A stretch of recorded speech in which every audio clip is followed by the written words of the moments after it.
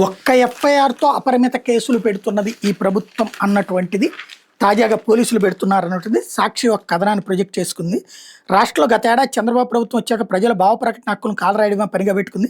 ఏడాది కాలంలోనే social media కార్యకర్తల మీద అక్రమంగా ఏకంగా 282 పోలీస్ కేసులు నమోదు చేయడంతో పాటు 84 మందిని అరెస్ట్ చేసింది. టీడీపీ కూటమి ప్రభుత్వ నియంతృత్వ వైఖరి, రాజ్యాంగ హక్కుల ఉల్లంఘన మీద హైకోర్టు, సుప్రీంకోర్టు తీవ్రంగా స్పందించాయి. పోలీసులు గట్టిగా మందలించినాయి. ఈ నేపథ్యంలో చంద్రబాబు ప్రభుత్వం సోషల్ మీడియా కార్యకర్తలు వేధించేందుకు మరో కొత్త ఎత్తుగడ వేసింది. ఆ కుట్రలకు ఈసారి సిఐడి విభాగాన్ని అస్త్రంగా చేసుకుంది. సోషల్ మీడియా పోస్టుల మీద నెల 9న సిఐడి ఎఫ్ఐఆర్ నమోదు చేసింది. ఎవరిపై కేసు నమోదు చేశారని స్పష్టం చేయకుండా ఫేస్బుక్ యూఆర్ఎల్, ఇన్స్టాగ్రామ్ యూఆర్ఎల్ని నిందితుల కాలంలో పేర్కొంటూ ఎఫ్ఐఆర్ నమోదు చేయడం ప్రభుత్వ కుతంత్రాన్ని స్పష్టం చేసింది.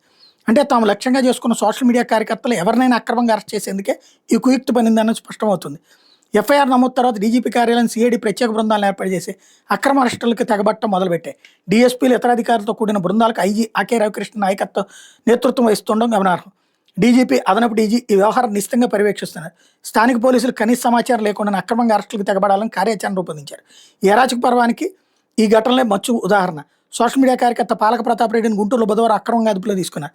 ఆయన ఎవరు అదుపులో తీసుకున్నారు, ఎక్కడికి తరలించారనే కనీస సమాచారం కూడా లేదు. సోషల్ మీడియాలో ఏ పోస్ట్ మీద అభ్యంతరంలో అదుపులో తీసుకున్నారో కూడా తెలియదు. సిఐడి బృందాలుగా భావిస్తున్న అధికారులు గుంటూరు బస్ స్టేషన్ వద్ద ఆయన అదుపులో తీసుకుని గుర్తులేని ప్రదేశానికి తరలించారు. అలాగే సోషల్ మీడియా కార్యకర్తలు కదా వాళ్ళ స్నేహితులు కూడా అక్రమంగా అరెస్ట్ చేస్తున్న చంద్రబాబు సర్కార్ పాసిఫిక దానికి దర్శనం. నెల్లూరు జిల్లాకు చెందిన సోషల్ మీడియా కార్యకర్త భరత్ చంద్రను అక్రమంగా అరెస్ట్ చేసేందుకు సిఐడి అధికారులు ప్రయత్నించారు. ఆయన ఆచూకీ చెప్పాలంటే భరత్ సోదరి ప్రీతిని 10 రోజుల క్రితం ఆత్మకూరు పోలీస్ స్టేషన్లో సిఐడి పోలీసులు నిర్బంధించారు. భరత్ తల్లి, అక్క చెల్లెలు ఫోన్లు సీజ్ చేశారు. న్యాయవాదుల చొరవతో భరత్ సోదరు విడుదలయ్యారు. మహిళలు సైతం వేధిస్తుండడం మీద నివ్వెరపోతున్నారు.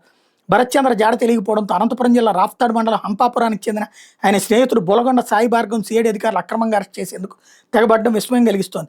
ఇంజనీరింగ్ కాలేజీలో స్నేహితుల్ని, ఇద్దరి మధ్య బ్యాంకు లావాదేవీలు ఉన్నాయనే సాగుతో ఆయన సిఐడి అదుపులో తీసుకుని అమరావతికి తరలించింది. వైఎస్ఆర్ కడప జిల్లా ముద్దనూరులో సోషల్ మీడియా కార్యకర్తను అక్రమంగా అరెస్ట్ చేసిన సిఐడి బృందాలు ప్రయత్నిస్తున్నాయని తెలుస్తోంది.